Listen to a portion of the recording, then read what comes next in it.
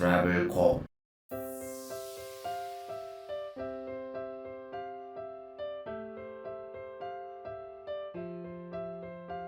안녕하세요. 오늘은 제가 방콕에서 월 60만원으로 한 달 동안 살고 있는 숙소의 모습, 그리고 그 주변 환경을 보여드리겠습니다.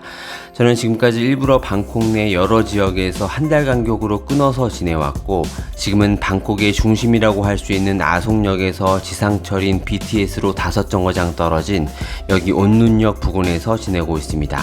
지난 영상에서 말씀드린 것처럼 하루 2만원 선인 월 60만원의 예산으로 방을 구할 때 중심부일수록 아무래도 컨디션은 좀 떨어졌고, 외곽으로 나오면 괜찮은 컨디션의 선택지가 많아졌습니다. 일주일 이내 짧은 여행으로 방콕에 올 때의 숙소라면 어디든지 빠르게 갈 수 있고, 또 좋은 환경의 식당들이 몰려있는 방콕의 중심부가 좋지만, 한 달 정도 장기로 와서 매일 관광지를 다닐 게 아니라면 저처럼 살짝 외곽에 살아도 가성비 측면에서 괜찮은 선택이 될 거라고 생각합니다. 그리고 제가 방콕에서 장기 숙소를 고를 때 중요하게 고려한 몇 가지가 있습니다. 첫 번째로 전철역까지 걸어갈 만한 위치인가입니다. 물론 전철을 이용해서 다른 곳으로 이동하기 수월하다는 부분도 있지만, 아무래도 역 근처 주변으로 상권이 발달했고 대형마트라던가 쇼핑몰, 레스토랑 같은 편의시설을 이용하기 쉽기 때문입니다. 근데 그렇다고 역과 또 너무 가까우면 가격도 올라갈 뿐더러 그 주변 차량 이동이 많아서 방 안에서 소음이 들릴 수 있으니까 걸어서 5분에서 최대 10분 이내의 골목 쪽을 선호하고 있습니다. 두 번째로 스타벅스가 가까이 있는가입니다. 저 개인적으로 컴퓨터로 작업하는 시간이 많은데 그것들을 방에서만 오래 하다 보면 좀 우울해지기도 하고 분위기 전환이 필요할 때가 종종 옵니다. 그럴 때 백색 소음이 있는 스타벅스에서 작업을 하면 생각도 더 잘 나고 기분 전환도 돼서 일부러 일주일에 한두 번 정도는 찾는 편입니다. 세 번째로 수영장과 피트니스 시설이 갖춰져 있는가입니다. 수영 자체를 그렇게 즐기는 편은 아니지만 아무래도 방콕에서는 시원한 수영장 생각이 나고, 더운 나라에서 생활하는 만큼 수영장을 가깝게 자주 이용할 기회를 갖는다는 건 놓치기 아까운 경험이라고 생각합니다. 또 수영장과 피트니스 시설을 갖추고 있는 숙소는 어느 정도 퀄리티가 보장된다는 의미이기도 합니다. 마지막으로 어쩌면 가장 중요한 부분인 가까운 거리에 세븐일레븐 같은 편의점이 있는가입니다. 저는 방콕에서 하루에 2번 정도는 편의점에 꼭 들르는데요. 일단 마실 물을 필수로 계속 사야 되고, 식사라든지 간식거리, 생활 소모품 같은 것들 때문입니다. 물을 자주 많이 사야 되는데 멀면 무겁고 불편하니까 구글 지도에서 주변 편의점을 검색해서 5분 이내 거리에 있는지 꼭 확인을 하고 있습니다. 이런 것들을 다 고려할 때 온눈역 주변은 저에게 괜찮은 위치라고 생각했고, 실제로 지내보니 꽤 괜찮습니다. 온눈역은 적당히 외곽이면서 생활에 요긴한 마트나 글로벌 체인 레스토랑 같은 편의시설이 많고, 주거지구라 콘도가 많아서 선택의 폭도 넓고 조용한 편입니다. 그럼 지금부터 온눈역에서 걸어서 5분 정도면 갈 수 있는 더 트리 온눈이라는 제가 살고 있는 콘도를 보여드리겠습니다.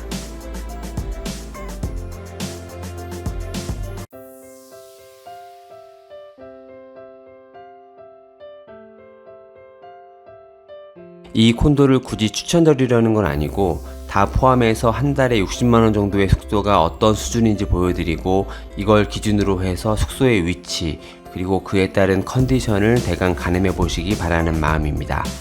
방콕엔 수십 층짜리의 대형 콘도들도 많은데 여긴 8층 1개동짜리 중소규모 콘도입니다.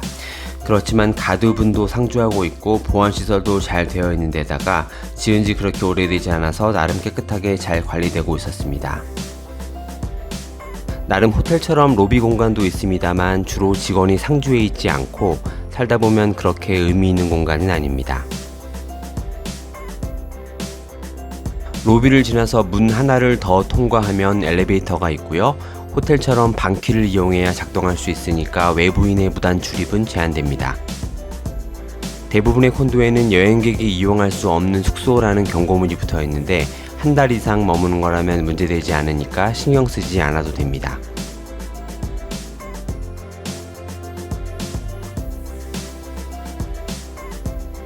방은 거실과 침실로 구분되어 있는데 그렇게 큰 크기는 아니라서 2명 정도까지 생활하기 적당합니다.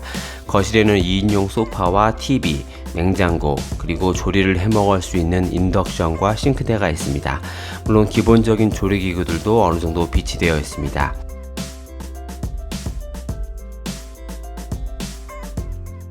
작은 발코니도 있고요. 방 안에는 침대, 옷장, 그리고 화장실이 있습니다.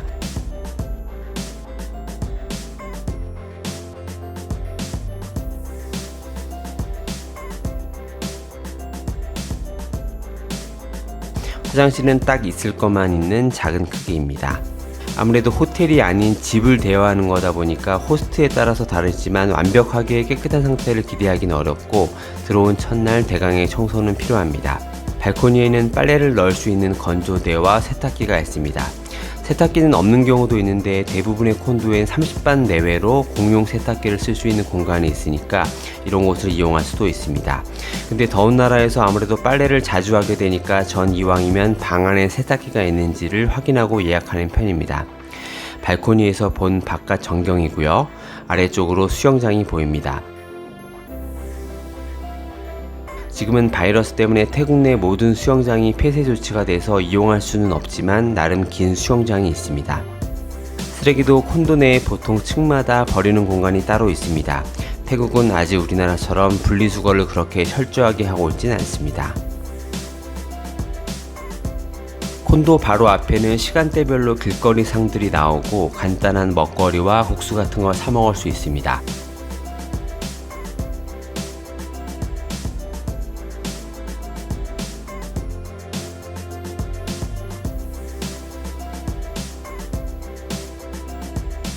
특히 저는 여기서 과일을 자주 사 먹는데요. 물론 시장 쪽으로 나가면 제대로 된 과일 가게들도 있지만 방콕엔 이렇게 길거리에서 유리 부스에 과일을 깎아서 파는 분들을 자주 볼 수 있습니다. 망고나 수박, 파인애플 같은 것들을 봉지당 15에서 20바 정도에 사 먹을 수 있습니다.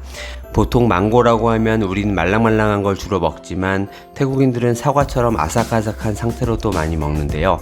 이것도 적당히 달면서 식감 좋게 먹을 수 있으니까 한 번쯤 시도해 보시는 것도 좋습니다.